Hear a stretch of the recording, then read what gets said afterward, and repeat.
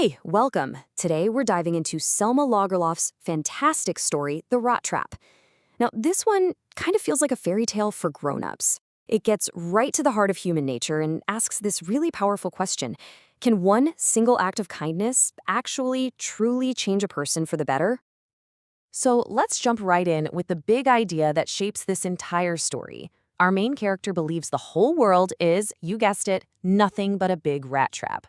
It's a pretty bleak way to look at things, right? But it's a worldview born from a really hard life, and it's about to be put to the ultimate test. All right, so who's the guy with this dark and twisty philosophy? Well, let's meet the peddler. He's a man who sees traps absolutely everywhere, mainly because his own life feels like he's already caught in one. I mean, his day-to-day reality is grim. He makes these little wire rat traps to get by, but it's not a great business. So he has to resort to begging and even a bit of petty theft. The story paints a really clear picture. His clothes are in rags, his cheeks are sunken, and you can practically see the hunger in his eyes. And because the world has never, ever been kind to him, he's built up this defense mechanism. He sees the world as an unkind place right back, a giant system just designed to trap people. And here's exactly how his philosophy works. In his mind, the world just dangles temptations in front of you. All the good stuff like riches, joy, a warm meal, a roof over your head. He sees all of it as just bait, like a piece of cheese in a rat trap. And, the story says he gets this weird, cynical pleasure, a kind of dark joy, out of thinking about all the other people who are already caught in the trap or about to be. In his miserable little world, it's pretty much his only source of entertainment. So, let's see what happens next.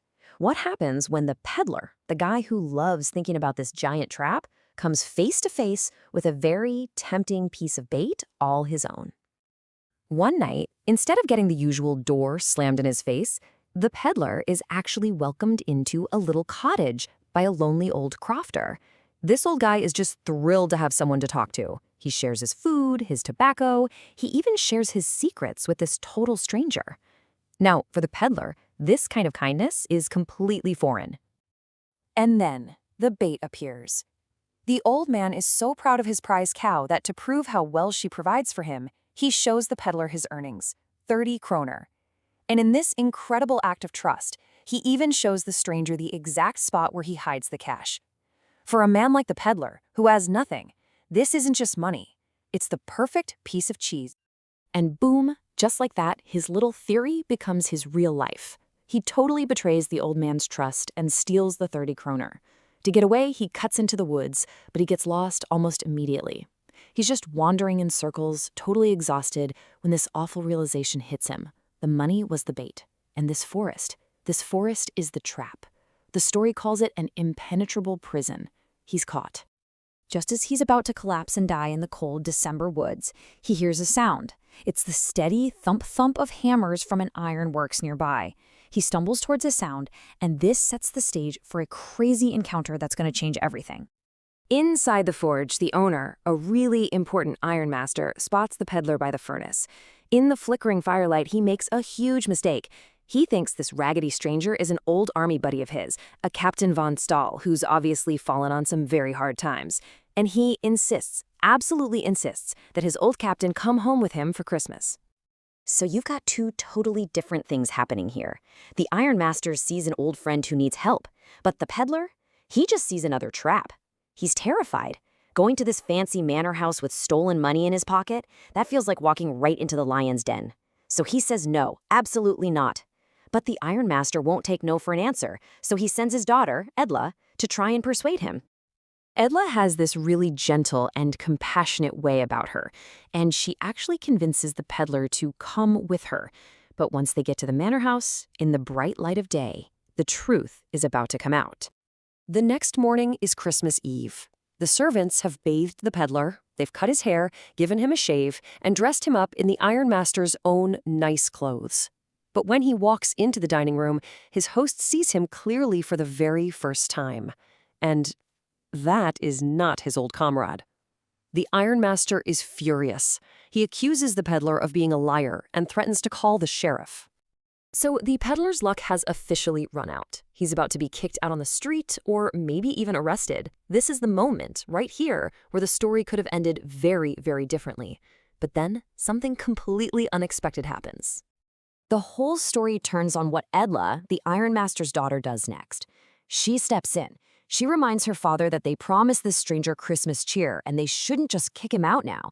She's able to look past the lie and see a poor, scared human being who deserves just one single day of peace in his life.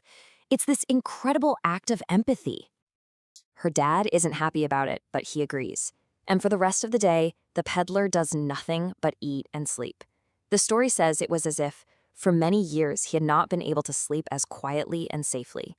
Edla's compassion, the fact that she treated him with dignity even after she knew the truth, is something he has never, ever felt before, and it's the key that starts to unlock the goodness that was buried deep inside him.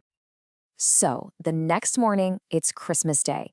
The Ironmaster and Edla head off to church, leaving their strange guest sleeping at home. But the sermon they hear at the service is about to shatter the fragile peace they've just built. At church, they hear the news. An old crofter from the ironworks has been robbed of 30 kronar by a guy selling rat traps. They immediately realize, oh no, that's our guy. The Ironmaster is just fuming. He says, I only wonder how many silver spoons are left in the cupboard, basically blaming his daughter for letting a thief into their house. They race home, expecting the absolute worst. But when they get there, the valet has some really surprising news. The man is gone, yes, but he didn't take a single thing with him. Actually, he left a little package, a Christmas present, for Edla. She opens it up, and inside, there's a little rat trap. And inside that rat trap are the 3 stolen 10 kroner bills and a letter. And this letter is the proof that he has changed. He writes that because Edla treated him with so much respect, as if he were a real captain, it gave him the power and the courage to act like one in return. He asks her to please give the stolen money back to the old crofter. Her belief in him gave him the strength to finally live up to that potential. And the way he signs it is the final perfect proof of his journey. He doesn't sign it as some nameless tramp. He signs it Captain von Stali. By treating him with dignity, Edla didn't just give him a warm meal. She gave him a new identity, a noble one that he chose to step into. He has finally, truly escaped the world's rat trap.